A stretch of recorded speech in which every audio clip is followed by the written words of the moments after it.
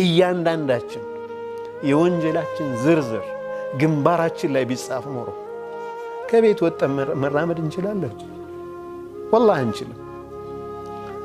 እስኪ ጧት እንደተነሳን ቤታችን በር ላይ ትናንትና የሰራናቸው ወንጀሎች በዝርዝር እየተጻፉ ቢከማቹ እንችላለን? እንደ የሰው ፊት ማየት እንችላለን?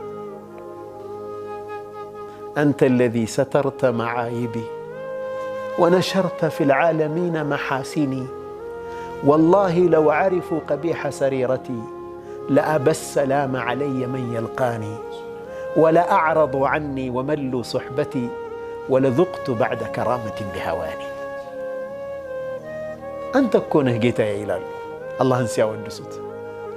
أنت الذي سترت معايبي نوريني سترك اللي يكو أنتنا ወንጀሌን ምረህልኝ እኮ ነው። የቂያማ ቀን እንኳን ፉላን ብኑ ፉላን ተብሎ ሲጠራ አማመ الخلائق ፈዲሐ እኮ ነው። ሙእሚንን ግን አላህ ይሰትረዋል። حتى በዱንያም በአኺራም ነው ሲትሩ።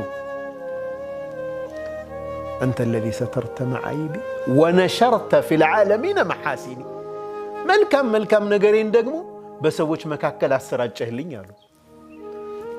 ማሻአላህ በድሩ በጣም ወዳለሁ ይለኛል መንገድ ላይ ሲሄድ። አላህ ይደበቀልኝን አላህ ብቻ ነው የሚያውቀው። አላህ መልካሜን አሰራጨ።